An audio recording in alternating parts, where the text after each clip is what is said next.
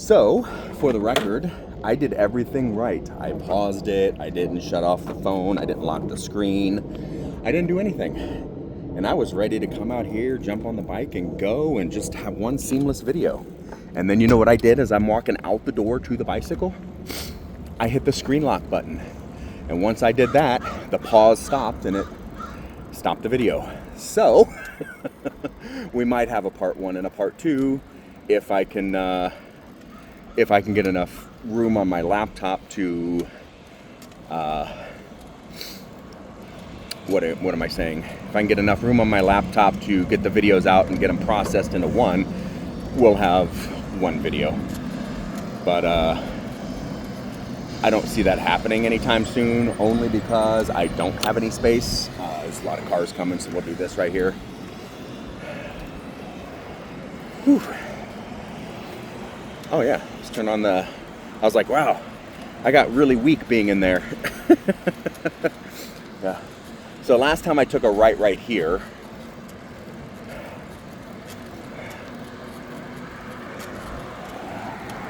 Sorry, I'm trying to turn on the bicycle power. Oh yeah, I turned off the power at the button. Duh. Just in case anybody stole it. Because the bike has a power switch as well as the computer power switch. So it turns off the battery connection. And I forgot I did that because I'm sitting here pressing the button trying to figure out why the button's not working.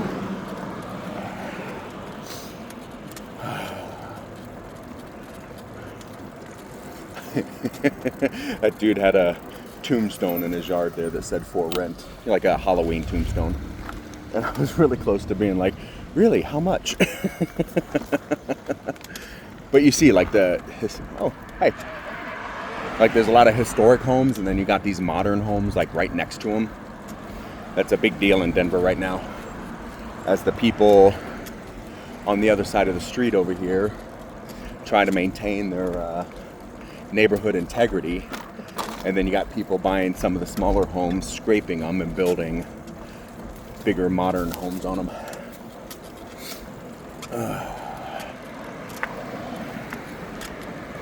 So we are going to turn here, hopefully. We have to check on traffic. I do try to turn when I don't have to stop, when I can just keep going. Just so you guys don't have to sit with me as I stand at an intersection. And yeah, I see a lot of cars are coming. Let's put it in pedal assist here, so when I do take off, I can take off. But I actually ran across a guy the other day who, I went to that mattress store to look at their mattresses. They're 50% off. And he lives in this neighborhood. He said he bought his house in like 2001 or 2002 or something. Because we were talking about this general vicinity. And he's like, I love it up there. I bought my house there a long time ago. It's an old house. It was built in the 1890s. I mean, hell, it could be that house right there on the right-hand side as far as I know. But he goes, I love it. And I'm like, yeah, I rode my bicycle through there and had a really good experience. You know, it's nice and quiet. Hear that. Listen to that. There's nothing except birds and the occasional car. Yeah, I'd gladly, if I could find a place to live over here. Hey, puppies. Yeah, I didn't take the camera in with me because, federal building and all and federal employees, but it was so funny because the dude behind the desk, super nice guy. I've chatted with him in the past, but he's just like one of those like super nice guys. He and I were chatting and stuff, and I told him, that I was looking for a place to live and looking for an apartment somewhere, and that right now I was living in this low-income building. And he goes, "Oh, I've heard about that building." And I was like, "What do you mean?" He goes, "Yeah, that's where we send veterans who."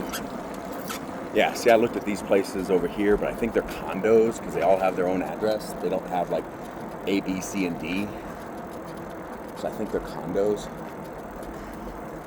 That's a van lifer right here on the right-hand side. Some places right here on the left. Kind of place you wake up in the middle of the night and you're like, ooh, is it haunted? I'd live there. But he goes, yeah, he goes, there's a lot of veterans we send that way, which is why I keep talking about, like, I was talking to another veteran in the building. I was talking to another veteran. Because when veterans are, you know, like myself, down on their dumps, you know, they send them, you know, they recommend places like that. And there's a few of them around town so that they can, you know, have an affordable housing situation while they try to get back up on their feet. And that's exactly the position I'm in. And they actually recommended the place to me. And I went by and looked at the place and talked to them and stuff. And here we are. It has a lot of issues. But he's like, yeah, he goes, I heard that place, like, it has a bad reputation for, like, stuff going on. And I was like, oh no, it definitely has that reputation, and this stuff is definitely going on. I mean, there are no ifs, ands, or buts about it. It is happening. Like, just from what I've seen alone, and let's say that I've only seen like 10%. You were first, dude. Oh. Sorry. Dude, like, he was first, so he had right away. And he's trying to wave me on, but I'd already come to a complete stop. And again, it's an 80-pound bike. It's like, dude, hold on. And then I felt like I was wasting his time because I'm like, you know, it takes me a second. Big old church. I thought about, you know, actually, let's do that. We'll go down a little bit further. So I see like a rooftop ahead of us. And then we'll circle back around if we have to.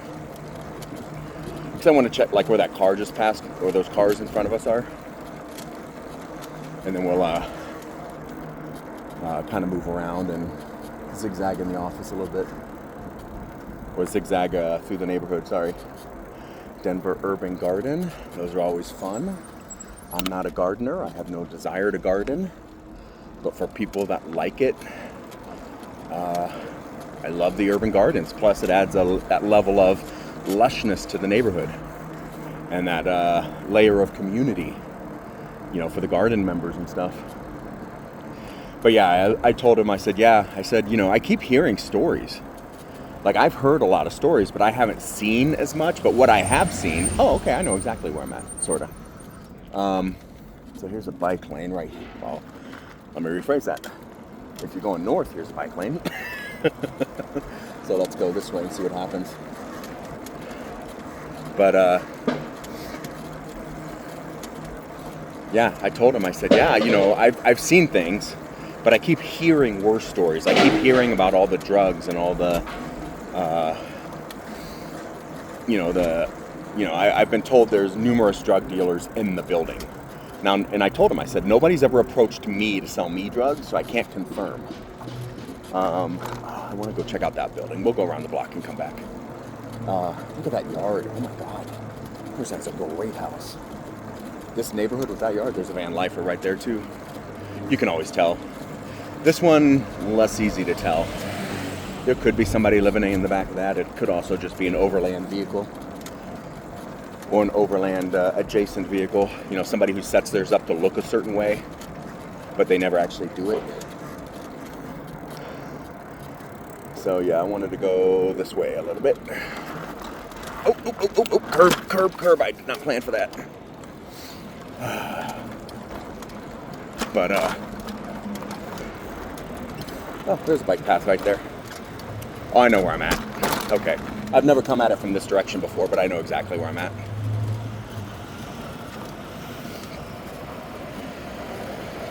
And here's a truck turning, so yay. Oh yeah, I wanted to go this way. That looks like a school or a library or something. But yeah, I told him, I said, yeah, I've heard stories that there's like hard drugs in the building. The most I've ever seen is THC and a little bit of mushrooms. Because I did have a guy give me mushrooms. And he was another veteran, excuse me. This building is what I wanted to look at, I think. Yeah, but I didn't see any, like, oops, sorry. I didn't see any contact information. Ooh, construction zone, okay. I don't know if I can go through here. I mean, I can. I don't know if it's kosher to go through there, so we'll turn around. But I wanted to look at that building and see if there's for rent signs or anything. Because we're at the tail north end of Rhino.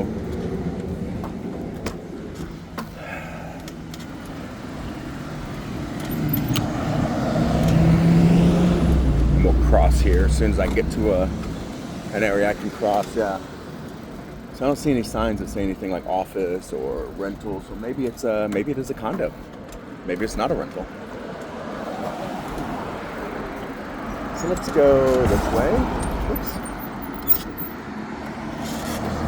But yeah, I told him, I said, but I've heard there are hard drugs in the building, and I know for a fact at least one guy has a gun in there, because I was told when I moved in, no guns allowed. I know for a fact there's one because I've seen it, and I heard through other people that there's at least 4 or 5 guns in the building.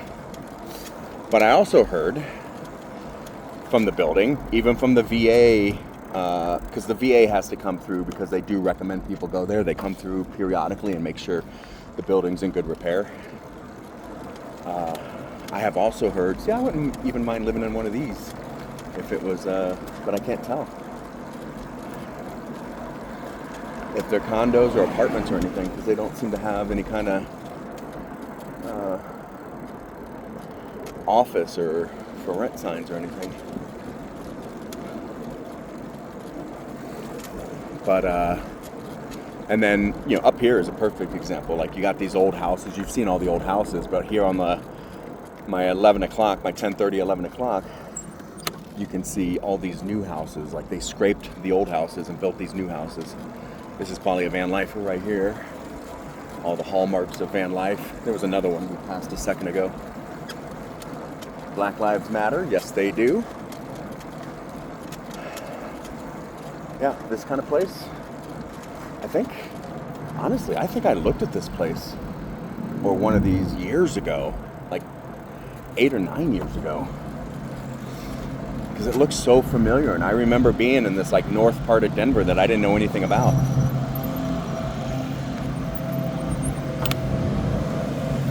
Huh. Yeah. That may be a van life. That's a disabled veteran plates, but it may be a van lifer. I'm looking more to the right, so I'm looking for rent signs or something like that.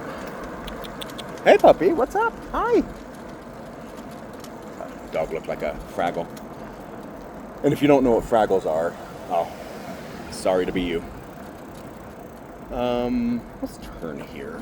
Let's just kind of see what's this way. Because they have these, I don't know if these are apartments or condos. And even then, sometimes condos will have I'm gonna go through here and see.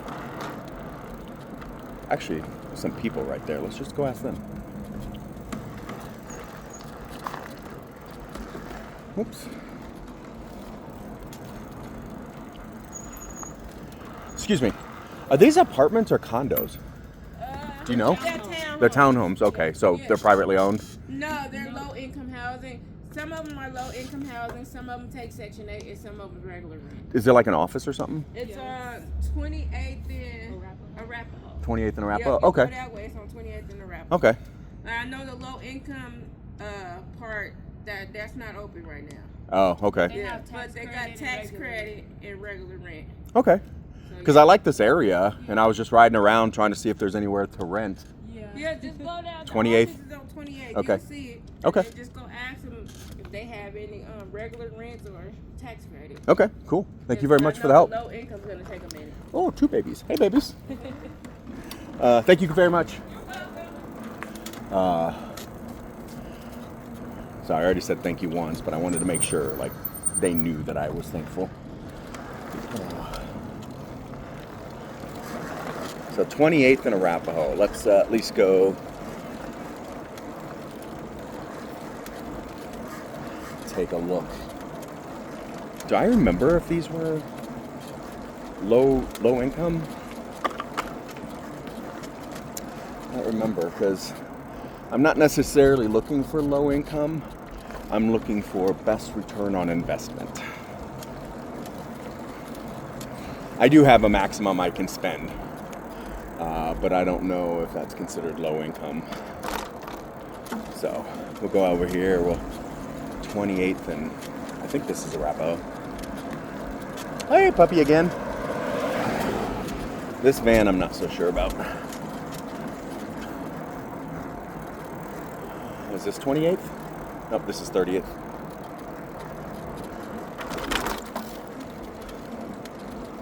Is this Arapahoe?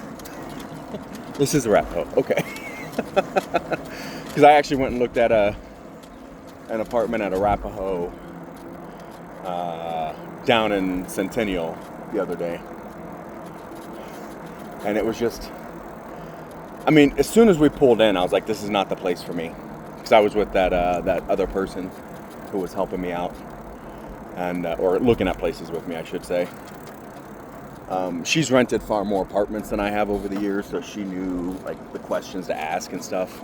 Because I haven't rented an apartment in like 25 years. I mean, I've rented like private homes and stuff, condos, things like that. Oh, listen, okay, the Villages at Curtis Park Leasing Center. Let's, I think this is what she was talking about. They were talking about, because I do remember this. So we're going to get a picture of that. All right. And I can call these people later. Oh. Oops. Sorry. Running over the grass.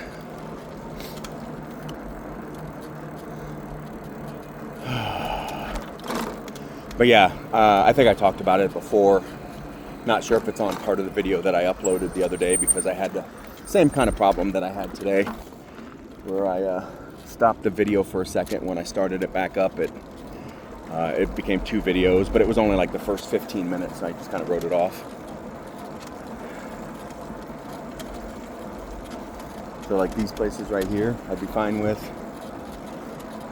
That's for sale, not for rent. I mean, you know, we all, well, not we all, but a lot of us have a maximum amount of rent that we can, or a maximum that we can spend money on. And I do too.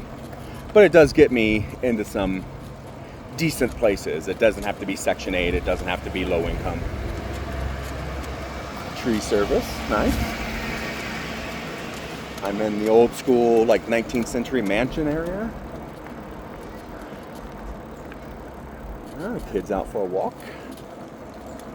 That's always good. Get the kids out, get them some exercise. I got them on leashes like dogs. So, you know, teach their own. Carmen Gia. These were super popular when I was in high school. And I say that, meaning that out of my high school, my class was 550 people-ish. I think it was like 554 or something like that. But close to 550. And there were probably 6 or 7 of those Carmagias, and that was in the, you know, the 90s. So, and this is a more modern area, obviously. You can see the modern buildings and the modern townhomes to the left and the modern apartments to the right. Oh, beautiful Irish setter. Hey, puppy. Oh, wow, look at this werewolf. I'm going to turn around so you guys can see the werewolf. And turn. Look at that werewolf. That is freaking awesome. Huh. Like an iron workshop. That's cool. I love stuff like that. I can't afford it, but I love it.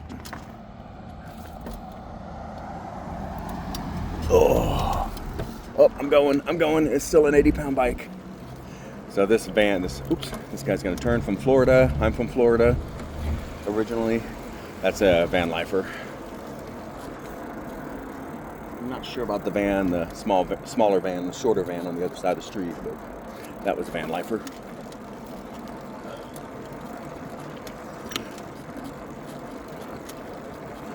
But what was I saying? Yeah, I pulled into this neighborhood.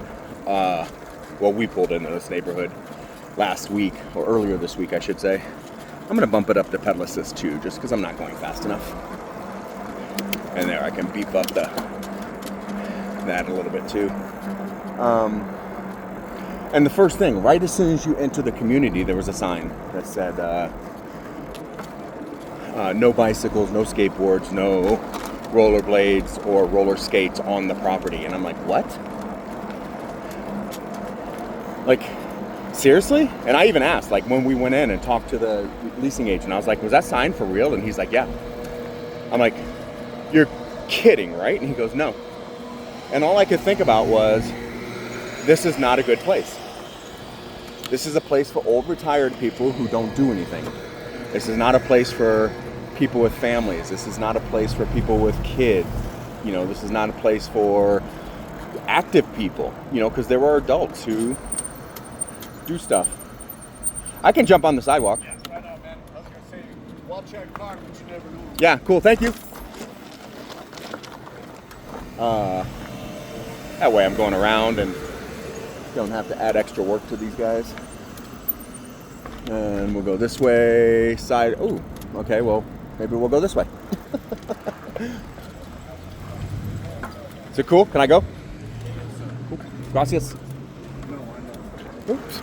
Oh, hey, puppy, what's up? All right. So I think this is Broadway. Excuse me. Yep, this is Broadway, I think. Yep. So I will cross here, and I think there's a bike lane, but I'm not 100% sure. Oh, you know what? Let's just cross this way. We move when we can. And we'll lower that too. Maybe there isn't a bike lane over there. I mean, there's one going down the side of Broadway, but I wanted to go southeast, not south-south. But yeah, I was just dumbfounded that that place did not allow. Basically, what they were saying is you cannot use the common areas. I get that they had, you know, they might have gotten sued when somebody slipped on a bicycle or something, or, you know, rollerblade crashed into a door or something. I get it, but you're destroying the sense of community with that kind of mentality. And the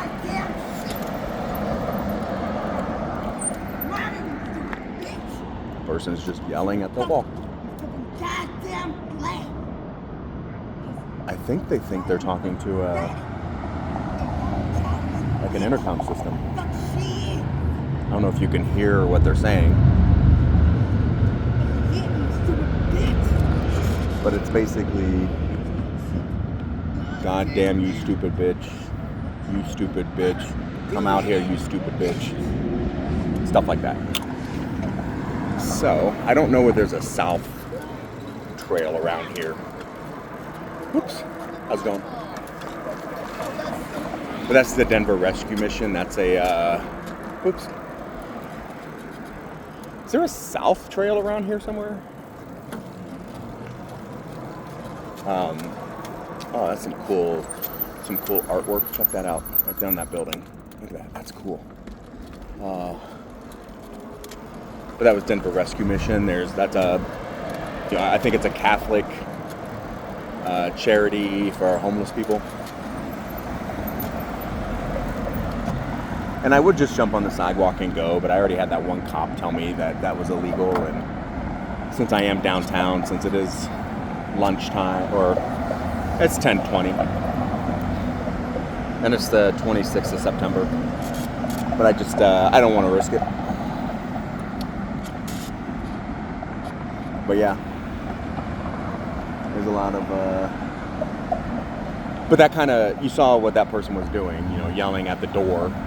I think I'm probably yelling at it, and you know, thinking they're yelling at an intercom or something at a, you know, the entrance of a building. But oops, the keys are poking a hole out of my pocket. That can't be good.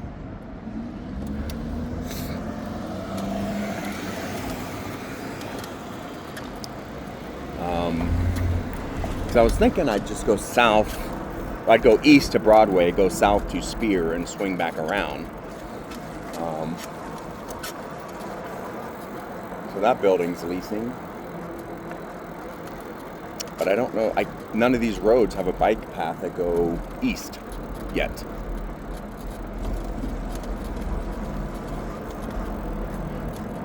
And I keep having to stop at all of them, and it's annoying me. Okay, this one has a bike path, and the road's closed, so there we go.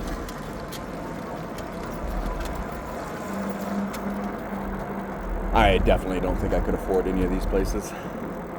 Oh, Rocky Mountain PBS, The Drop 104.7, and Kuvo Jazz. I am not a fan of jazz. I mean, don't get me wrong, I have heard good jazz, but it's so few and far in between as far as I'm concerned that it's not worth going out of my way for, unless, I just happen upon it. I'm much more into, like, Chicago-style blues, or in some cases like a Delta blues, but a Chicago-style blues. Something that's smoky and slow and, tells a story. So, yeah. Bike shop, Wedlocks, hair and makeup. Guess they specialize in wedding stuff. And I think we've been through here before on the bike, because I think I've gone south here before. Yeah. Because there is a dedicated bike lane there.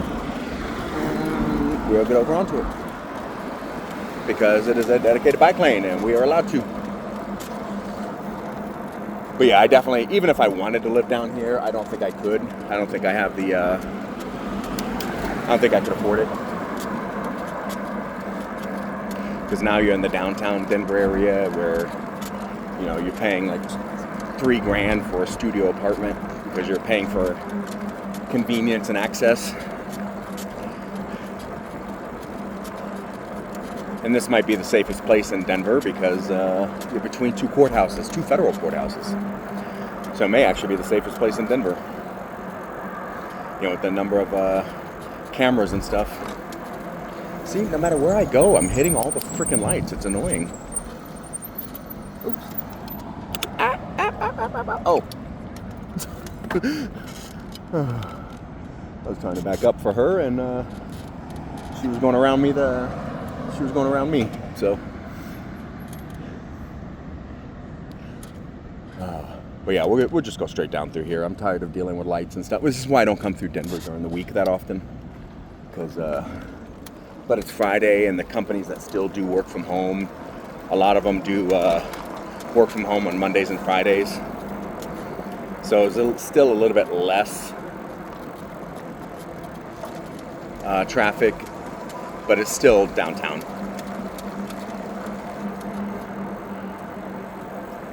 So, yeah. Anywho, but you saw how close we were. I mean, a quick little bike ride to get down here and do stuff. Because that's my biggest concern about going somewhere and signing a lease right now is, am I going to be long-term happy with it? Oh, somebody had a bad day. That car was missing a front end. Because there's the area that I want to move to, and I'm like, okay. Because I've lived in that area before. I love that area. It's a nice mix of not quite suburbs, but not quite city. So you still have like city amenities,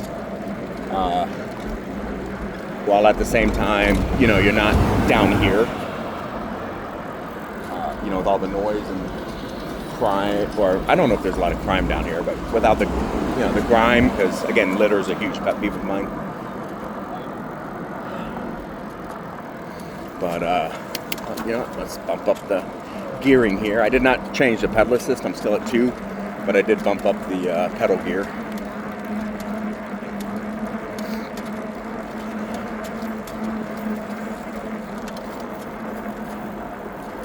But,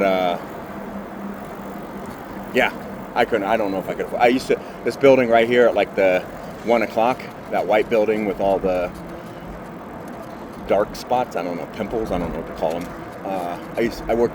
My company I worked for used to have an office, used to have an office in that building, and while I didn't work in it 40 hours a week, I did have to come down here once a week, once every other week, in order to just, is there any cars coming? Yeah. Just to do some work for a few hours or half a day, right? Sometimes I come spend a whole day down here. You know, do what I had to do, walk around, visit some restaurants, things like that. Sorry for being in the way.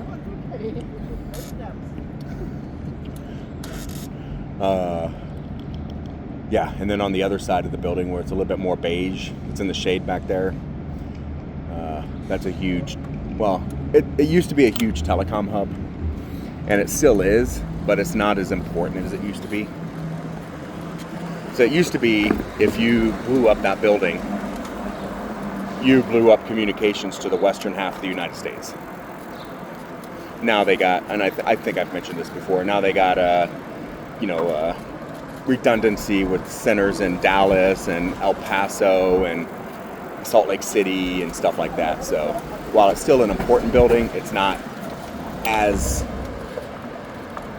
integral to communications as it once was. And here's the Performing Arts Center on the right-hand side, where you get and the left-hand side, I guess. Left-hand side's newer. Oh no, that's the Convention Center to the left. Performing Arts Center's to the right. I've seen some shows there, comedy shows. I saw Book of Mormon and Trevor Noah and a few other shows here. I've gone to a lot of industry and networking events here. Same thing on the Convention Center. I've been to a few of the conventions here and there. Usually if they're like something I'm interested in or free. Because I'll do almost anything if it's free, because I like to try new things, meet new people, get out of my comfort zone. And I know that's not very American to say, but I love it. Which is why we explore. We try new things. Oh, two babies. Meet new people. Because I know, like, I found this out when when you're in the military, everybody you know is related to the military. But when I became a civilian and I started working in telecommunications, which is why I know about those buildings, after a while, everybody I knew worked in telecommunications or IT of some sort. Whether it was, OSI model 4 through 7, or whether it was, OSI model, 1 through 3. Everybody I knew worked in that field. And then we're crossing. I just like the way that looks. You can't see it very well because the camera's not very well positioned and needs to tilt up a little bit, but and that Jeep has a pop-up tent, I think, on the top. I know a lot of people, I remember seeing one of those for the first time a couple decades ago at a four-wheel drive shop. Back when I used to make better money and could afford, to deck out my vehicles and stuff. But I remember, I think it was called Summit. It was a 4x4 shop, place where you could get, lift kits and tires and stronger axles and blah, blah, blah. So we'll go this way and then we'll go down when we can, because the trail I want is right down to here to the left. Actually, that's the spot where the bikes have to turn. But yeah, here's the Performing Arts Center to the right. Denver really is an attractive city. When you look at it like I do, like through the eye of a photographer, it really is a very attractive place. Suburbs, not so much, but Denver, yes. Actually, today would be a good day to come down and do photography. Because there's just enough clouds in the sky to offer some diffusion of the sunlight, which is what you want. I'm gonna go, around real quick. So I'm trying to figure out how to get down there. Yeah, those people didn't care. They were just annoyed that I was there in the first place. Oh, they got people in the water picking up garbage. Good. I don't know if that's a school project or like one of those, you got in trouble and you got to go do cleanup or something type situations. Wow, there are no downspouts. I'm shocked. Shocked, I tell you, shocked. Yeah. See, that looks like their cleanup station right there. There might be a Save the Planet type organization. See, there's a downspout from the other side, but I don't see one from this side. Oh well, we'll go circle back around. It won't be that hard because we're gonna cut right through the parking lot. Dude, you don't need a motorcycle jacket for that scooter. You don't need a motorcycle jacket for that scooter. I'm just making a joke. Yeah, dude took me way too seriously. But yeah, he's on a bike.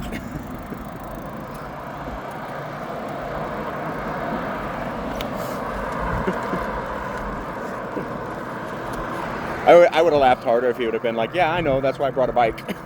I'm like, all right, cool. So yeah, we'll go down here.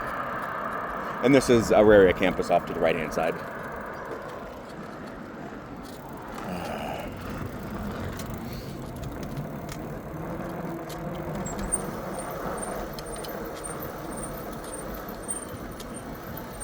Auraria Sustainable Campus Program. Okay, so it is a student program. And we gotta make sure nobody's gonna hit us. Okay, and then we go. So I'm barely at 8 miles. Holy crap. Maybe I'll go south on the South Platte River Trail for a little bit, just to kind of add some mileage to my trip. And we're gonna bump this up a little bit because I'm not going fast enough. And none of those times did I stop at a light or anything, or stop at the Veterans Center there, did I adjust those keys like I said I was going to. So that's how smart I am. But I'll do it up here. There's a scenic spot we'll stop, and I'll do it while I'm up there because they're just swinging around. They're cutting a hole in the pocket. I really need them to be still. My other shorts, for some reason they stay tucked in. I think it's because the pocket's sewed to the short itself, and in these they're not, so they just kind of whip around. And like sometimes if I'm not moving too fast, it's not that big of a deal, but when I'm pedaling a little faster like right now, it is a big deal.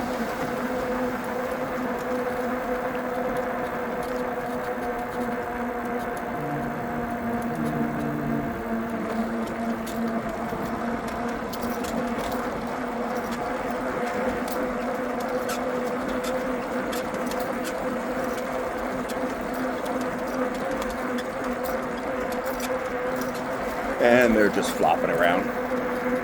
So yeah, when we get up here, when I go south, I'll stop, or if I see something like super pretty that you guys can look at for a second, I'll do it.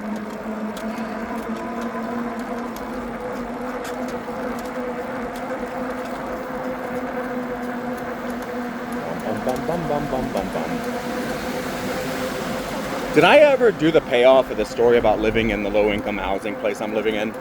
So I talked about the drugs, I talked about the guns. I heard last night somebody came through and drove through the parking lot a couple times, and I was, when I was standing outside talking to somebody, and they're like, "What?" And I was like, and I even asked the guy the second time he came around, I was like, "You all right? Do you need help with anything?" And he's like, "No," and he just drove through the parking lot a couple more times. And a girl that lives there, who I was talking to, she is a success story. She is the epitome of a success story. She was homeless. She was living between, buildings and dumpsters, camping out on used sheets that she bought at Goodwill. She said she was not only doing weed, but she was smoking meth and, a few other things and blah, blah, blah. But when I met her, she was clean. She was living in this building. She was clean. She did some job training. She has a job making $20 an hour right now. She's doing good. She got visitation rights with her daughter again, which I knew that, I knew she told me that when I first met her, but I didn't know how old her daughter was. So we're going to sit right here while I adjust my pockets. She told me that, and I just assumed her daughter was something like, 8 or 9 or something. But no, she told me the other day her daughter was like 4. But she was telling me that, yeah, she goes, the guy's probably driving around here looking for prostitutes. And I'm like, what do you mean prostitutes? And he goes, yeah. She goes, yeah, there's a handful of prostitutes that live in this building. And I'm like, no. And she goes, yeah. No. I haven't seen, I mean, I met one person who told me she used to be a prostitute. Yeah. She's like, yeah, I was a prostitute when I was younger, but I left that behind. And I'm like, okay, cool. I don't know if she was a successful one. She has a body that any straight male would love to play with. But she does not have a face that anybody would want to stare at. Is like the nicest way I can put it. So, yeah. Oh, hey, puppy. What's up? Hi. What's up? Looked like a corgi border collie mix. That was weird. Like a short leg border collie. So yeah, we'll go down here to one of the river crossing points. I'm at 9 miles, so I'm still not very far into this. And then we'll go back around, head back. So I got things to do today. Hopefully, go drop off some of those so close to that Veterans Center real quick before they close at 3. I mean, I know it's only 10:37, but still. It's going to take me at least 40 minutes to get back. And then shower, change, maybe have lunch. Or I keep thinking about tacos or burritos or something. I think I want sour cream because even the tacos and burritos, they only sound good right now if they have sour cream in them. So I don't know why I'm craving sour cream, but God, sour cream sounds good. And we'll go up here just because I think it's a little bit more scenic. You get the roller coaster. And you come around over here and you get the buildings. There's the Children's Museum straight ahead.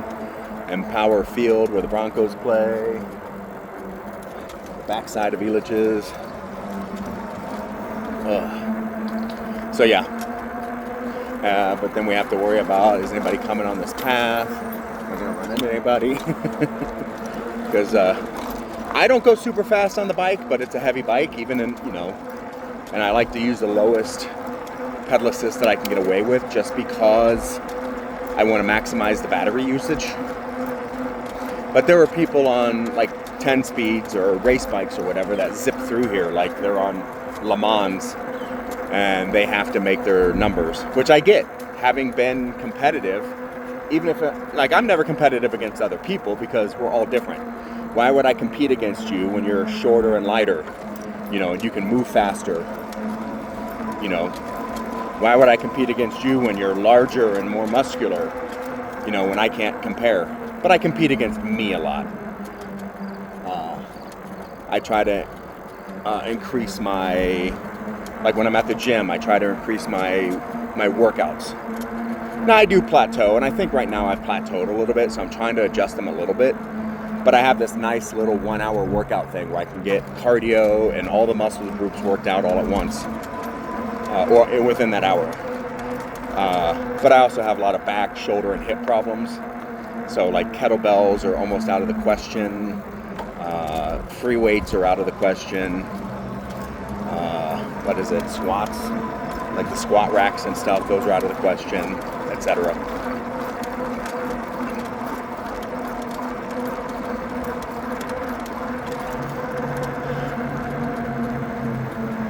Well, dang, I'm at the 10-mile mark, but I know it's not 10 miles to get back.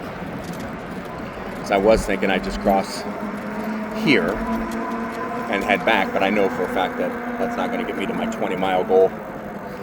Hence the competing with myself, making sure that I at least hit my goals. So we're going to go south a little further. And we're going to basically do what we did the other day and just kind of stay on this side.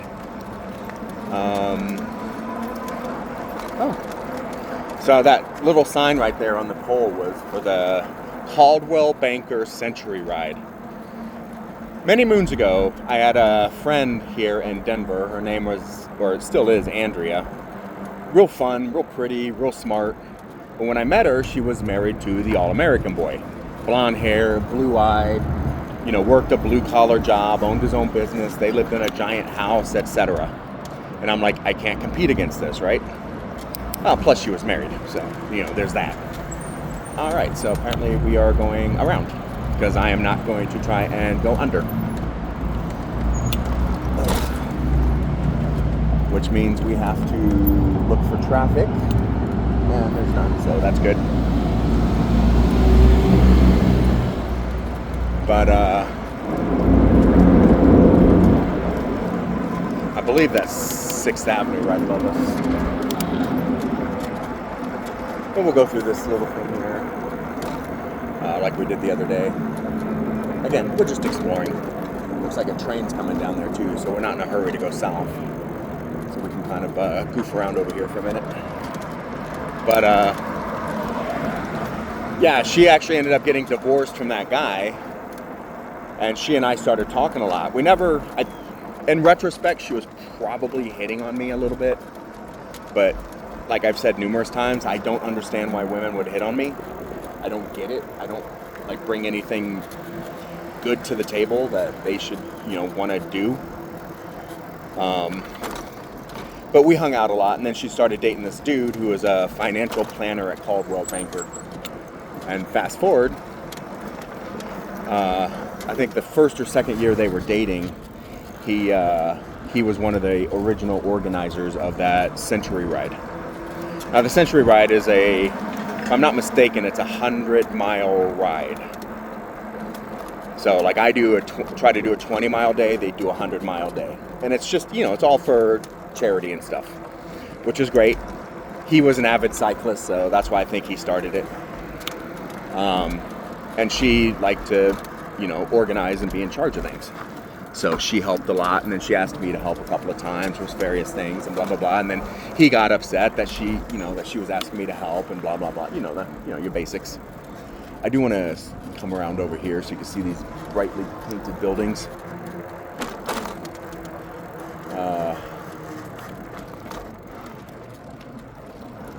So every time I come through here, and I don't do it often, but I do drive through here every once in a bit. And you see this brightly colored block. Because there's the stadium right there. I'm really surprised those are just not full of like sports bars or something. I don't know what those buildings are. None of them seem to, there's a for sale sign. None of them seem to really be open at all, ever. So I don't know what's going on. Looks like a contractor there now doing something, but yeah. Why they're not a sports bar or something, I have no idea. Anywho, we're going this way now. But so I never did the Century, but they had a Century and then they had a metric Century. And I remember asking, like, what's a metric Century? They're like, well, the Century is 100 miles and the metric is 100 kilometers.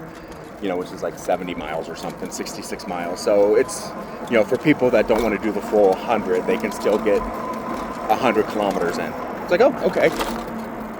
Which is great. I mean, I'm all for stuff like that. But she ended up marrying that dude, and they ended up moving to Iowa or Ohio or something, like where he was from. I don't know what the deal was, but I just know one day she said they're moving, and I was like, oh, okay. I can't remember his name for the life of me. I met him a few times. He just came off as that real cocky, like I'm better than you mentality. We've all met people like that before, where that's their modus operandi is, I'm better than you in every way because I dress nicer, I have the perception of a better job. I have the hotter girlfriend, I have the nicer car, blah, blah, blah. And it's like, cool. That's all you, bro. I think he thought I was beneath him. So, but yeah, when she started dating him, she started pulling away from the friend group.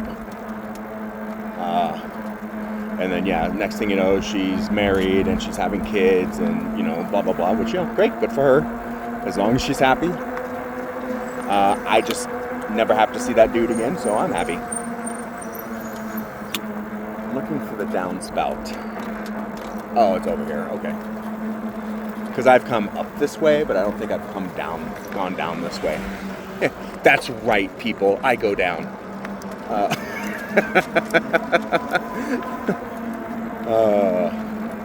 But yeah, getting back to the story about the building I live in, and people telling, like I hear stories about all the crime and grime going on there. And I've seen some things, nothing overt. And that's why I told a couple of people when they're telling me about all this stuff going on. And I'm like, well, I've seen stuff, but I've never seen anything like that overt. Like I've seen alcoholics. I even had to pick a guy up out of the parking lot once because I thought he was going to get run over. He literally just passed out in the parking lot in the driveway. And I was like, you all right, dude? He's like, yeah, I'm fine. I'm like, okay. And I found out, because again, the building is manned 24/7. I found out from the person working the night shift that yes, he does live in the building. And yes, he's just an alcoholic and he'll randomly pass out. Okay. To each their own. Fast forward. I've seen people trading cigarettes. I've seen people higher than a kite. I've seen people coming off highs. But I didn't realize it was being sold in the building. I didn't realize it was being traded or whatever. Even the dude that gave me mushrooms, he and I are cool. He's a veteran just like I am. He's older than me, but he's a veteran just like I am. And I chat with him all the time. He's got an interesting history, but he's cool as hell. As long as we're cool. I get the impression that once he decides he doesn't like you anymore, he gets cutthroat. So, there's that to consider. But I'm like, yeah, I can be anybody's friend for a month or two, just like Taylor Swift said. I can make a good guy bad for a weekend or something. I can make a bad guy good for a weekend or whatever. Yeah, I could do it for a little bit and then move on. I was telling somebody the other day that, that's kind of cool, like from a photography perspective. I was telling somebody the other day, yeah, I'm looking at apartments. I'm probably not going to last through the end of October, blah, blah, blah. I said, there's a handful of people that I've met here that I would not mind staying in touch with because they're just nice people. They're genuine people who just, down on their luck. But there's a whole lot of people in that building that I have no desire to ever speak to again. And that includes some veterans. There's one guy in yesterday's video who, I talked about him a little bit. He's got shell shock or something. As far as I know, he's a veteran. You can't have a long conversation with him because the way he talks. Like he kind of stutters over himself. He can't stop moving his mouth when he's talking. So it looks like he's saying something when he's not, or he adds extra syllables to stuff. He also shakes constantly, like shell shock. Like his whole body shakes. He can't stand still. He's the one that I asked the one day if he needed shoes because he was walking around in ripped up socks. And I was like, what size feet do you have? And he said 9. And I said, oh, my shoes are all 11s or else I'd give you a pair. Because I have a couple of pairs of shoes that they're good shoes. They're very comfortable and everything. I just don't like wearing them. I know it sounds weird, but it's true. But yeah, yesterday when I started my ride, I wasn't recording yet, but I saw him leaving the building with a backpack and a suitcase. And I was like, oh crap, did he move out or did they kick him out for some reason? Because they will kick people out if they become regularly disruptive. Now, I don't know if they've ever kicked out any of the permanent residents, but they have kicked out some people like myself who, only staying there for a few months at a time. So, but, they're, the people like myself who are staying there, some of them could not get off the drink, or they could not get off the PCP, or they could not get off the cocaine or whatever. So, oops, let's go this way. Should be dry enough by now. But yeah, and then there are the people that just move out because, they get back on their feet and they're stable and they want to live a better life, which is where I will be here, hopefully in the next 30 days. There's a little camp.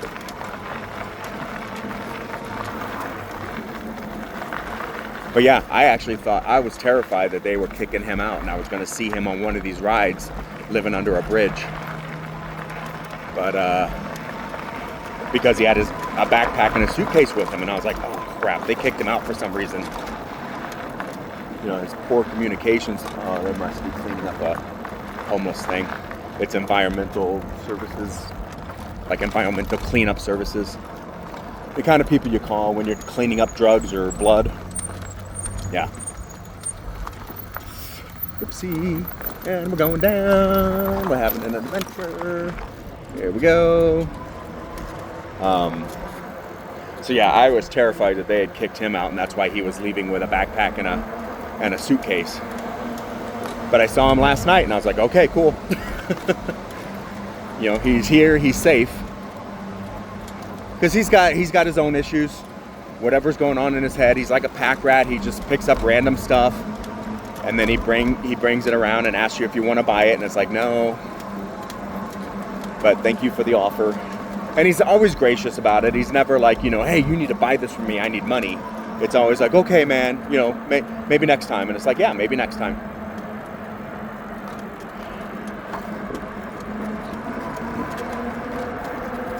Sorry, I'm looking at some graffiti over there. Looks like somebody actually got in the river and wrote, maybe even with a ladder, and wrote graffiti on that retaining wall. And it just says space, and it has a couple of like upside down question marks. Anywho, oh man, first time all ride, I'm getting a lot of bugs in my face. Oh, that's what I should have done. Damn. Actually, I might do that when we get up here to whatever street this is with the animal shelter. Instead of going south further, maybe I'll go east or west, sorry, and see what's up. I haven't been over there at all.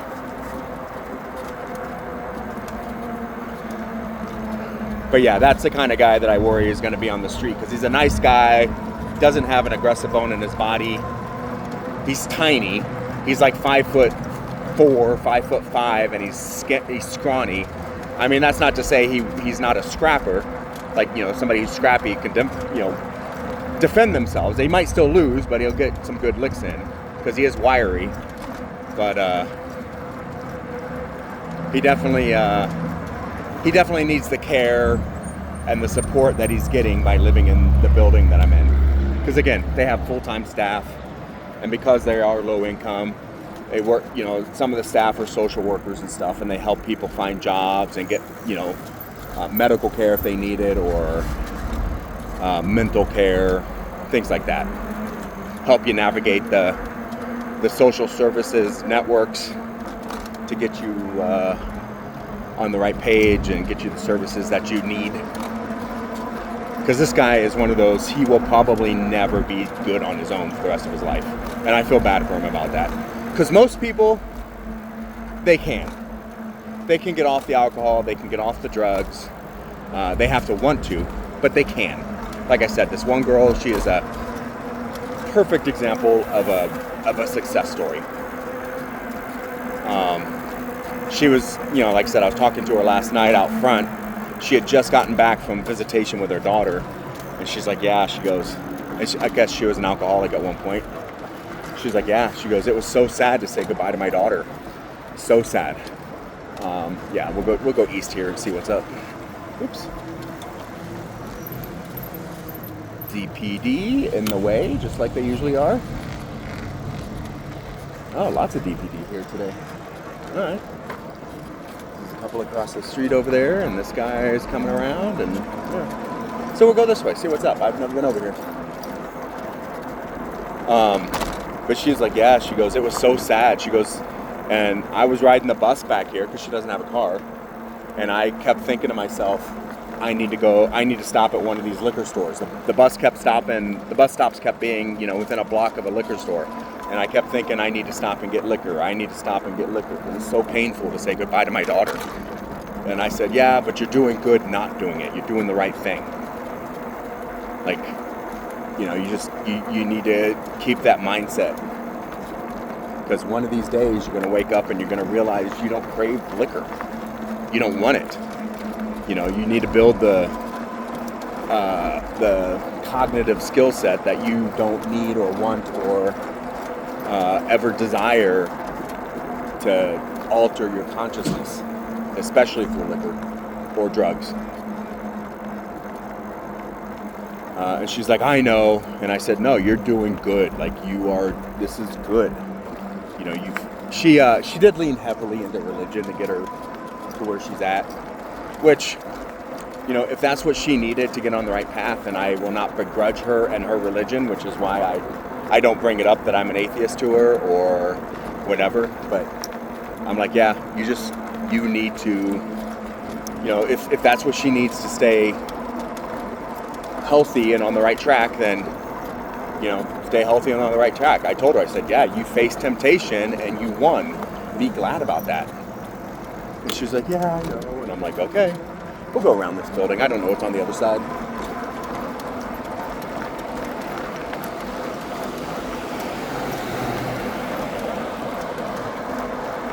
Got all these people parked on these no parking signs here, so also makes you wonder, like, if there's no parking signs next to the baseball field, where do the parents park when their kids are playing ball? You know what I mean? But yeah, all people need to do is want to get their lives together and act to get their lives together, and most people can. Now, I've met people before who were not in the situation that the people in this building are in, but I've met them where they're like, I can't do that. I don't have the strength. I don't have the mental fortitude. They don't say it like that, but they say, you know, I cannot cope. I don't have that in me. And I'm like, yes, you do. You do. Even if you don't believe it, I believe it, because I had it in me, and I don't think that much of myself. But I promise you, you do. You have it. You just have to realize it. And if I can't help you realize it, which bothers me because I'd like to think that I could help people, but if I can't help you realize it, then I hope something happens in your life where you realize it. You know, like one girl, I was buying boots at a country western store, and she had said something about, I said, oh, do you guys have a veterans discount? She goes, we do. And she goes, what branch were you in? I told her, and she goes, yeah. She goes, you know, I toyed with the idea of joining the military, and I said, why didn't you join? Because she was like 19 or 20. And she goes, oh, I can't do it. I can't face all that pressure. And I'm like, you can. And she goes, no, I can't. And I'm like, yes, you can. You can handle it. You can do it. There's nothing in military training designed to break you. It's only designed to train you. And it may seem stressful, it may seem rough at first because you're not used to it. But you can. I promise you, you can overcome. You can persevere. And she's like, no, I can't.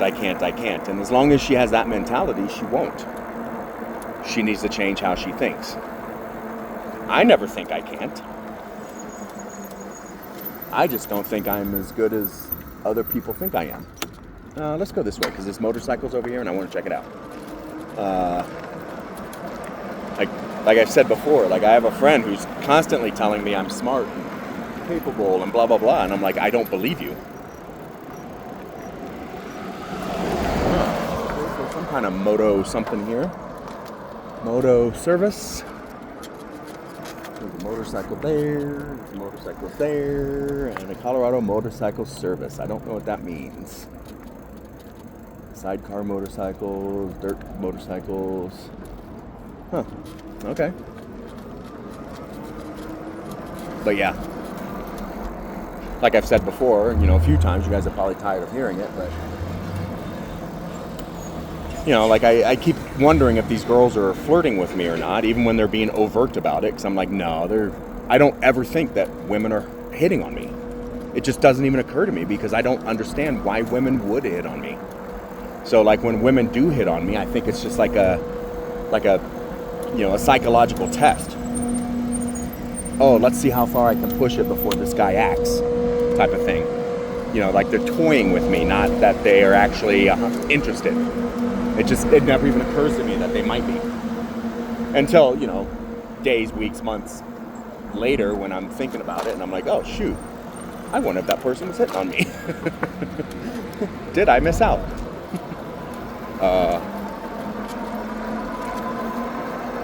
Ziegenfielder. I don't know what that is. But they're hiring. According to that sign. So I officially, I mean, aside from knowing that I am on the west side of I-25 and the south side of I-70, I have no idea where I'm at. Never been over here before. Oh, hey, puppy. Hi. Oh, wow. I mean, that's a beat-up truck. Looked like it wasn't running. They had the trailer there. And I thought for certain it was, I mean, stereotype. I thought for certain it was going to be some old guy with a beard who was too skinny and had dirty clothes. Saw the puppy there, said hi to him. Because at first I thought maybe it was even an abandoned vehicle. Like, it's so broke down that people just abandoned it.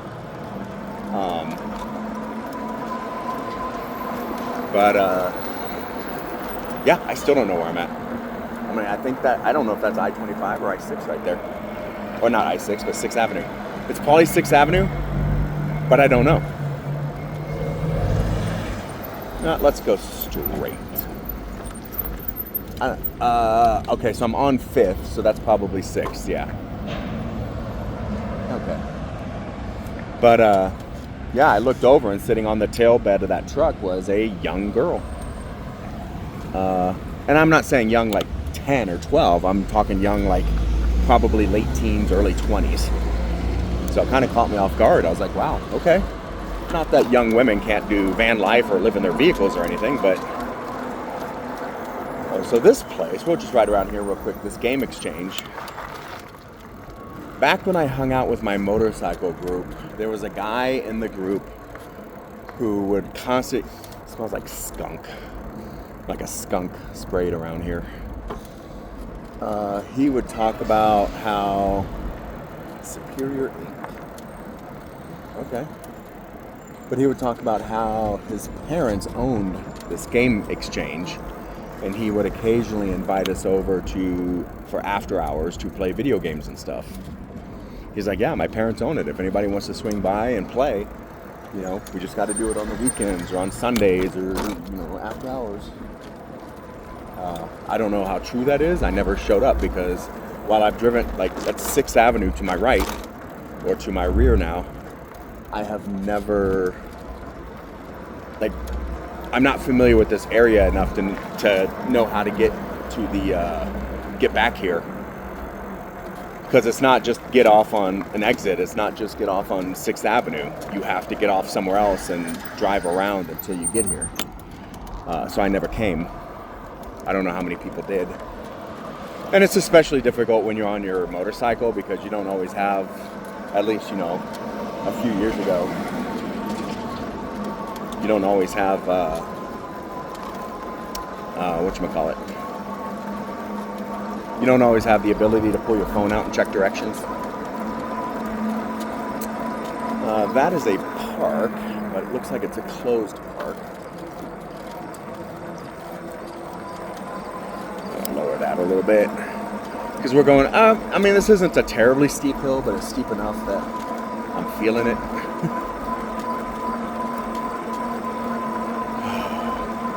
But yeah, it was a young girl, like I said, you know, late teens, early 20s, maybe even like 16 or 15. I only saw her out of the corner of my eye for a fraction of a second. So it makes me wonder. Sorry. That dude over there on the corner almost looked like one of the guys in my building, but I know it's not because we're pretty far away, and I know he's not walking all the way down here just to get high or something. Because then you got to go back. So this is Federal, I believe.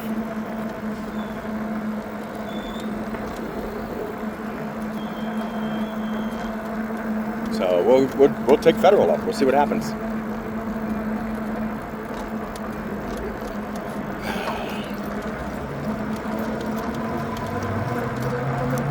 And the little guy says it's still good to go, so we're still going to go. Yeah, see, like this kind of fender thing right here, that's the kind of thing that this guy in my building will like pick up and then see if you want to buy it. And it's like, no, I don't want to buy your garbage. And I feel bad for him because he might just be trying to make a buck. He might be on a fixed income or no income, hence the low income housing. And it might just be how he decides he wants to make some money. You know, it's just pick up stuff and see if anybody wants it. Now, if he was scrapping, if he was scrap medaling, or actually, I think the Broncos Stadium's around here somewhere, isn't it? I think it's a block over, actually. That's a $12,000 truck. Wonder what's wrong with it. I mean, I really would rather have an SUV than a truck, but I still want that V8. I have a trailer. I still need to be able to tow it. Because I was thinking if I go down to Broncos Stadium, I can catch the trail there and head back. Not that I have any problem going north here. It's just going to be a lot of this. You know, cross streets and stopping and going and stuff. So, yeah, let's go down. I think Broncos Stadium's right over here somewhere. And maybe we worked too far for it. See, and then right here it says the bicycle path starts. It's like, that's cool and all, but some bikes are heavier than others. Look at the painting on that building. That's cool. Off to my left, if you saw that, you would probably have to see it before I even mention it, but yeah.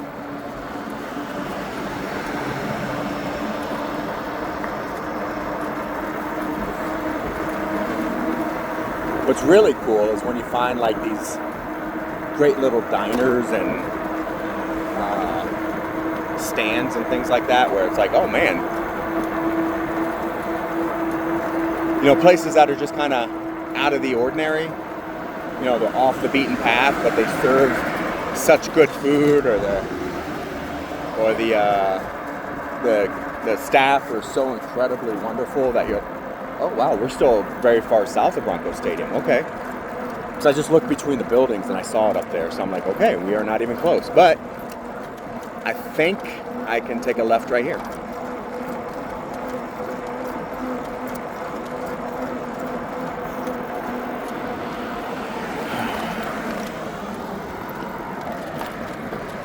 Yes, I can.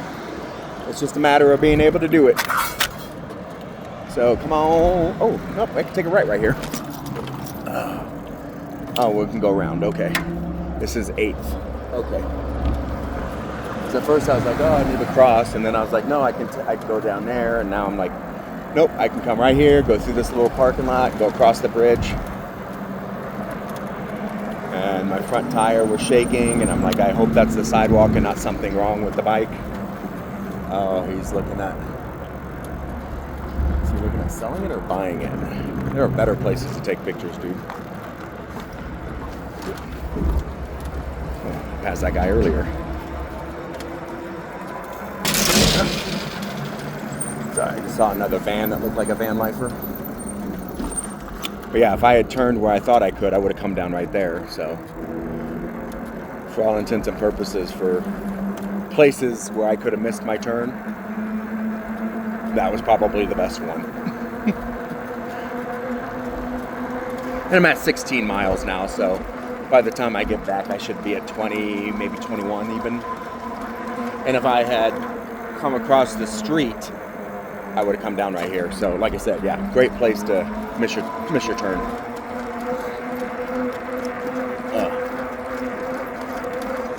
But yeah, I don't know if you just saw that yellow power cable or whatever, electrical cable. He would have picked up that, or he would get a garbage cart full of stuff like that, and he'd try and, you know, come up to you and see if you want to buy it. The problem is, well, one, it's junk. Nobody wants to buy it. If he were scrapping, if he was stripping it for the copper, or stripping it for the, you know, taking off all the plastic bits for the metal, and, you know, taking it down to a strip yard or something, or you know, getting a cash return, that'd be a different story. But he's not. He's trying to sell it, and the worst part is he's trying to sell it in a building, which is a low-income building. Like, he's trying to sell his crap to people who don't have money. You know, these are people who, by and large, don't own cars. Not even old ones. I mean, my truck's 28. You know, I haven't had a car payment on it in 25 years, which is why I still own it. But there's not even people like that with, you know, I mean, there's a handful of people that own cars, but they're, you know, but it's a rarity, not the norm. So, yeah. And then a friend of mine was in town this weekend, and I use the term friend loosely. And why do I use it loosely?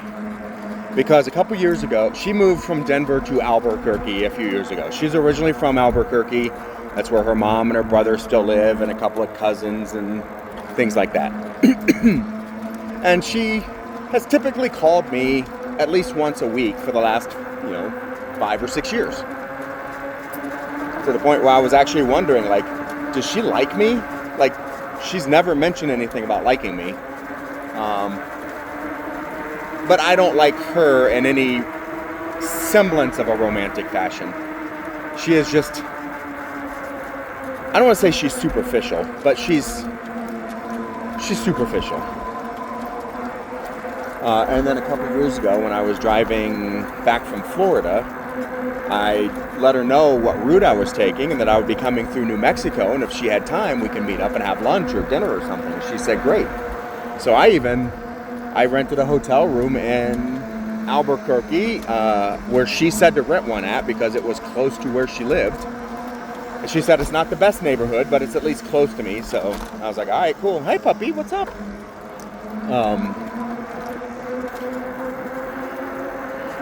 And then I get there at like 7 o'clock, 7:30. It took a little longer than I thought because I actually ended up hitting snow and I slowed down. And I was taking a bunch of back roads, which, didn't have the 85 mile or 75 mile per hour speed limit that the interstate would have.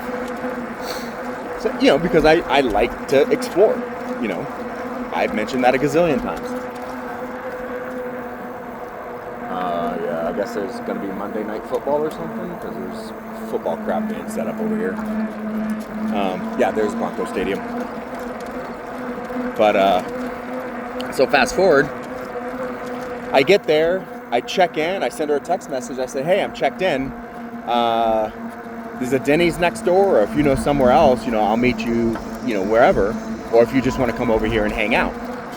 And that was kind of my litmus test. If she said she just wanted to come over and hang out, then maybe she, liked me, you know what I mean? And not just, he's a friend. But she's like, oh, well, it's late now. I don't want to go out or do anything. So, sorry I missed you. Bye. I'm like, seriously. So, I made it a point of coming to Albuquerque. I made it a point of getting a hotel where you said to get a hotel at. I made it a point of making time for you when I could have gone in, a half a dozen other directions. And your response was at 7:30 at night, it's too late, sorry, too bad. And then she was in town last weekend in Denver because a friend of hers father died. And I met her friend once, apparently, and she said that I looked scary. So that's how she always refers. She's the one that calls you scary. And I'm like, yeah, I met her once. She called me scary once. It really does not dwell on me that much. So, but she likes to bring it up. And she texts me, say, I'm going to be in Denver this weekend. I was like, cool, so am I. And then she's like, well, and then on Monday, so today's Friday, on Monday she texted me, she's like, well, I'm kind of, I still have a couple days left. I'm kind of bored. And I'm like, yeah, don't know what to tell you. Because she's also the one who said that people who live in, or people should not be allowed to live in low-income housing. That people with mental illnesses or drug addiction should either be in jail or in mental institutions. They should not be allowed on their own. And I was like, are you kidding? And she goes, no. She goes, I'd put them out on the street, except, then we have to pay for them to be on the street. It's bullshit. We shouldn't have people like that. And I'm like, well, every society has people like that. It doesn't matter where the society is. The difference is how you handle it. And your answer is to make criminals out of people who are down on their luck. And she's like, I don't care. It's a waste of taxpayer dollars to take care of people. And I'm like, no, that's exactly what taxpayer dollars should be used for, is to take care of people. Not billionaires, not millionaires, not, industries or corporations, but people. And she got into a huge argument. She's like, I'm not going to fight with you over this. And she hung up on me. So I'm like, I feel no obligation whatsoever to go out of my way to hang out with her just because she's in Denver. Because I told her at the end of that, I was like, you do realize I live in this building. You are literally saying that I, your friend, I've known you for like 15 years, that I should be incarcerated or put in an insane asylum. She goes, oh, not you. You're just there because, you make a lot less money than you used to. And I was like, yeah, I know. But you didn't say that. You said people in buildings like that. I am in a building like that. In fact, I am in that building. I didn't really feel the need to respond to her or go out of my way to talk to her or anything. Like, she wants to so she has a job right now working for a federal contractor. I'm coming up on your left. Excuse me. She works for a defense contractor. Now I remember, and it's based out of Albuquerque. I remember when she told me she had met the owner of this defense contracting company, because I think it only has like 30 employees. She told me that the guy wanted her skill set and that she needed to come on board, but there was a hiring process. It might be 4, 5, 6 months. And she would call me all the time, whining and complaining about how, the hiring process was too long. There was too much paperwork. There was too much background check. She didn't want to do it. She didn't see the point, blah, blah, blah. Well, fast forward, all that gets through. She gets the job. She starts getting paid, and she's like, oh my God, I've never made this much money in my entire life. Like, I am making more money now than I have ever made. And I'm like, yeah. But now she's got that whole I make money and poor people disgust me mentality. Her brother lives in a building similar to the one that I'm living in. Low income, no family homes. And she's sitting there like, yeah. She goes, oh, he lives in a building just like that. And I was like, oh, okay, so you understand what it's like. And she goes, yeah, we just need to get rid of those places. Like, no, we don't. Those places serve a purpose. They need more funding. Because they have to offset the rent and stuff in order to keep, because again, without these buildings, these people would be on the street.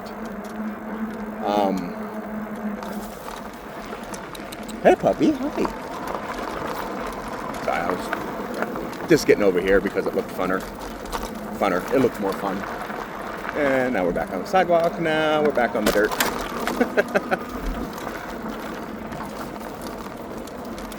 Yeah, it's just me having fun. Again, I used to be an avid mountain biker, and I like the single track.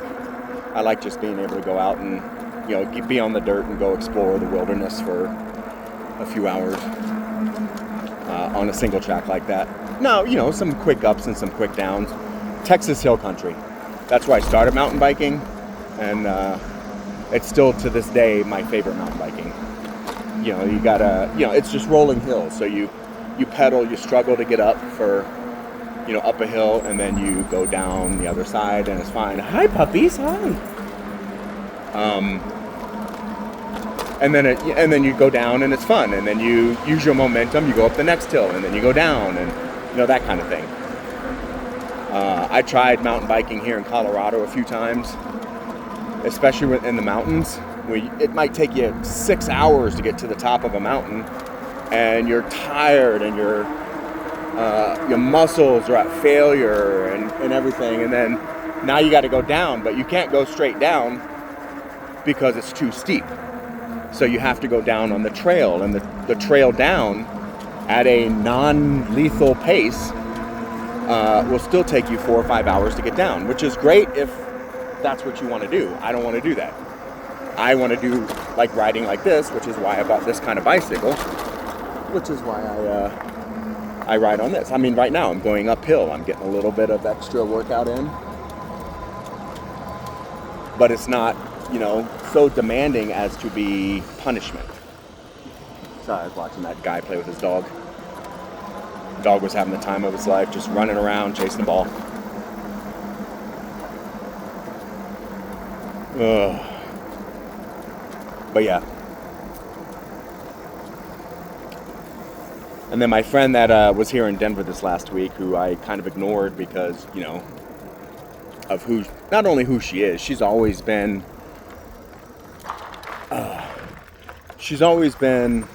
a modern American Christian. And what do I mean by that? Well, I'm an atheist too. But she always wore her religion on her sleeve. Talked about, how she believes in, Christ's love and God's love and all this love and blah, blah, blah. But then she turns around and does not offer that same love and consideration to the people around her.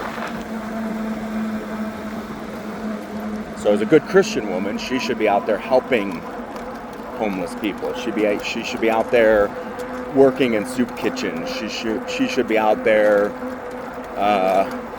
helping fund homes or buildings like the one that I'm living in at the moment.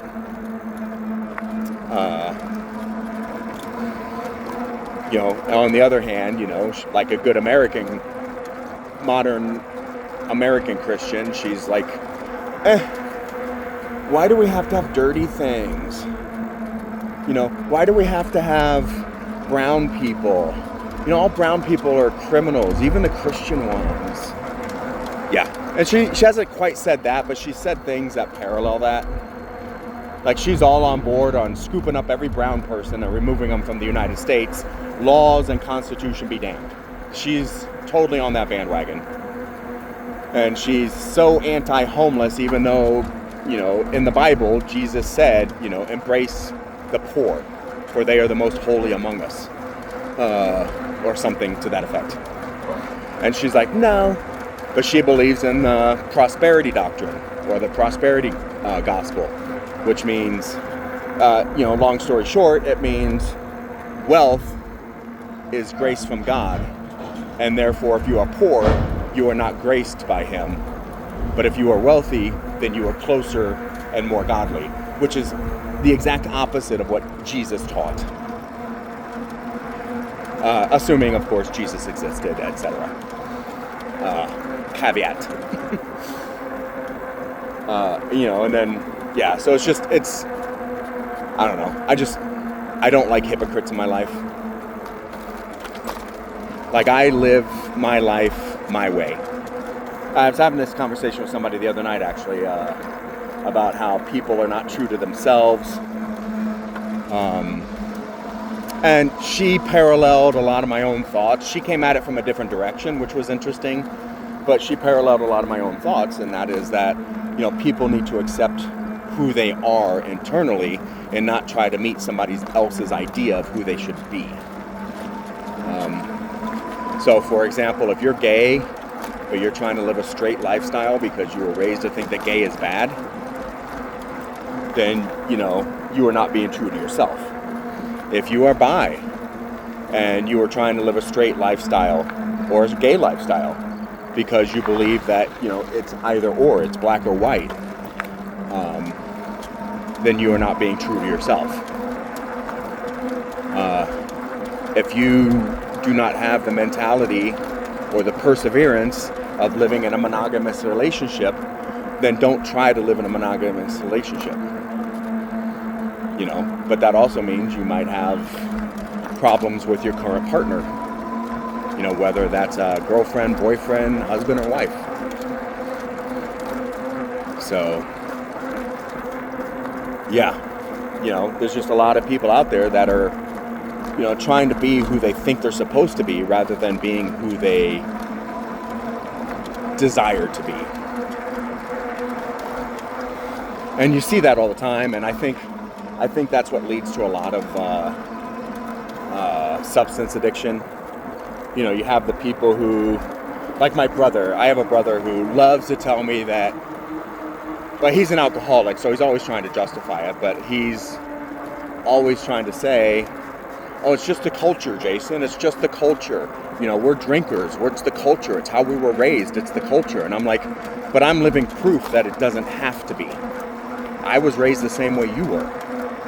But that doesn't mean, you know, but I rarely ever drink. Oops. Excuse me. Oh, lots of bugs through here. So, you know, it doesn't have to be an excuse to drink. And that's what you're using it as. You're using that as an excuse for your alcoholism. All you have to do is say no. That's literally all you have to do. Not go to the store and buy it. Not go to a bar. That's literally all you have to do. Now, is it going to get bad for you as withdrawal and stuff hits? Absolutely. But that's the same if you're addicted to caffeine or cigarettes. You go through withdrawals. That's why when people say, oh, I drink like 6 cups of coffee a day, and I'm like, that sucks. That's an addiction. Like, you can survive. You're living on, you're making it through the day on a stimulant, as opposed to conditioning your body to make it through the day. You are not being true to yourself. So, yeah, he likes to say, you know, it's not an addiction. He's not an alcoholic. It's just the culture.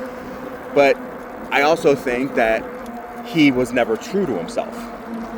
I think he might be a little gay, or a little, at least, bi. And I'll tell you why. Because I had this conversation with somebody recently, so I brought it back up. All of his stories, now he's older than me. So he's got a lot of decades on him. All of his stories, anytime you talk to him, it's like me and the boys. Me and my friends went camping. It was just us guys. Me and my friends went to a concert. It was just us guys. Me and my friends, went on my buddy's ranch and, rode the 4-wheelers around. It was just us guys. Every story he has is, it's just us guys. It's just the boys. It's just the guys hanging out. It's just the boys hanging out. And in my entire lifetime, and again, he's older than me, but only by about 2 years, I have only known him to be in a relationship with one woman. And even when he's not in a relationship with a woman, he doesn't ever talk positively about women. He never says, women are equal to men, or women are smart, women are capable, women are kind, women are, I mean, don't get me wrong, women can be jerks and jackasses too, but, he never says anything other than negative things about them. Oh yeah, I met this bitch and I told her that she has to keep my house clean and my plate full of food. And then she told me she wasn't going to do that. So, can you believe these bitches are just acting like that? And I'm like, yeah, I can. Because you're not looking for a partner, dude. You're looking for a mom.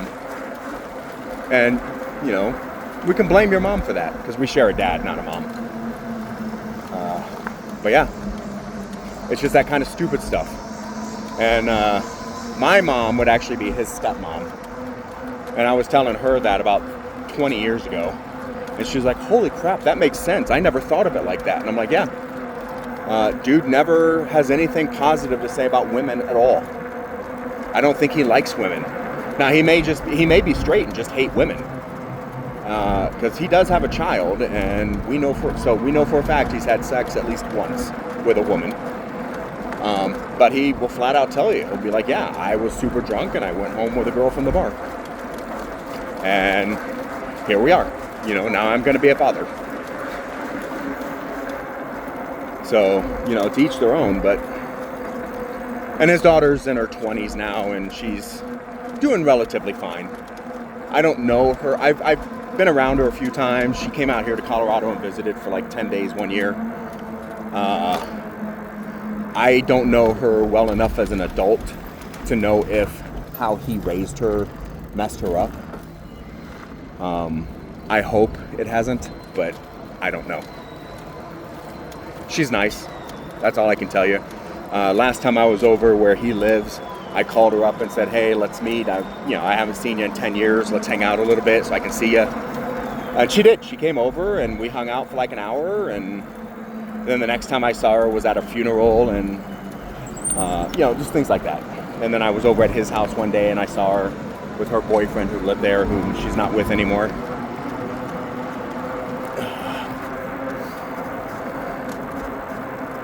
So, yeah. Whew. Sorry, I got bugs in my throat. My mouth is dry. I feel like I need to cough, but I don't want to cough. I don't want to even imagine that I might be getting sick again. Because while my nose, I don't have a sore throat or a congested chest, or, I'm not even coughing anymore or anything, my nose is still not as clear as it should be. And that could be the area. It could be the dust or there's a lot of industrial area around here, so it could be just whatever's in the air that's not partial to clean living. Which, having lived in the suburbs for a few years, where the water's clean and the air is clear for the most part. Maybe it's just like right here, trains put out smoke. And then, all those industrial areas I went through, and then all the trucks and the cars and and everything. There's always something. But yeah. But my brother, I think, is a perfect example of somebody who was never true to himself. He was always in denial. And so he drank to compensate, because he hated being alive. And I think there's a lot of people out there like that. People who, get married young and start having families, and then they get locked into jobs that they hate.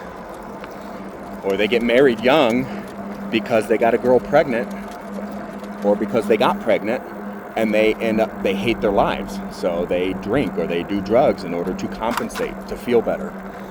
And it's just a more mild form of what I see with the homeless community who are on drugs or whatever, because they're just trying to cope. For the most part. The ones I've met are just trying to cope. Now some, addiction's addiction. That's a whole other thing. But, yeah. I firmly believe that that's why so many people have to drink all the time, and so many people have to do drugs, and so many people want to get outside of their mind or get outside of their lives because they're not living the life they wish they had. And some of that might be, midlife crisis stuff, but, you see a lot of people in their 20s and 30s, people who haven't quite hit midlife yet doing the exact same thing. Now, is it learned? Did they learn it from their parents? Did they learn it from their friends? I mean, I was a fairly heavy drinker in my 20s, but keep in mind, I didn't start drinking until I was 22, because I turned 21 in a war zone, so we couldn't really drink. And then I turned 22 in Germany, and I started drinking and going out with the army guys and stuff, and going, just having a good time and blah blah blah. And it was fine. And then when I was 27, 28, I met a girl. We started dating. She did not drink. So over the course of the couple of years we dated, I stopped drinking. And never looked back. I mean, when she broke up with me, and it had to do with religion more than anything, she wanted me to convert to her religion, and I was like, I can't believe in something I can't believe in. Because her sister got her husband to convert to their religion so they could be married. And I'm like, you're not asking me to believe the same thing but differently. You're asking me to believe something I can't. She broke up with me. So, because we were at that point where I was literally shopping for rings and stuff. I was ready to marry her. Like, I was never letting her go. She was the most wonderful girl I've ever been with. But she wanted me to be something I can't. And I knew that I would be miserable, which is probably why I kept not buying a ring. And then she, but yeah, when she broke up with me, I tried to go out drinking with my friends again. I talked about one the other day who was an alcoholic. He married an alcoholic. They started having children. I haven't talked to him since. But I tried to go out drinking with him and a couple other friends a couple of times, and I hated it. I hated how it felt. I hated the headaches. I hated the hangovers. I hated, taking a all-day Saturday or all-day Sunday to recover, only to start Monday again. I'm like, I hate this. So I stopped. And I will to this day, I will still go out. I'll have the occasional drink if I'm in the mood. You know, I'll go to a happy hour here and there, or I'll go to a house party and have a beer or two or whatever, and that's it. I don't crave alcohol at all, ever. I think that bothers a lot of people in the building that I live in because, one, I kind of tend to keep to myself because I don't want to get dragged into any low-income drama. But two, it's because I don't partake in a lot of things, and so I've been told numerous times by numerous people that they think I'm a cop and a plant in the building to keep an eye on stuff. And I'm like, well, I'm not, so if you'd bother to get to know me, you'd know that. But I get it, they're scared. They're worried that, you know, their housing might be taken away because they're doing something deemed illegal or questionable, or their behavior or whatever. They might get arrested, which might force them to lose their housing because XYZ. Oh, shit. Okay, well, I stopped anyway, so we're just going to go ahead and stop here. Thanks for coming along. I apologize for talking so much, but it was fun. I like to, that's me patting my chest like a gorilla. I like to work through things verbally. I used to talk to myself when I walked my dogs and stuff. So it helps me process. But thank you for coming along. Thank you for listening. And I hope you have a great day. And we will do this again this weekend. Maybe tomorrow, maybe not. We'll see. Bye.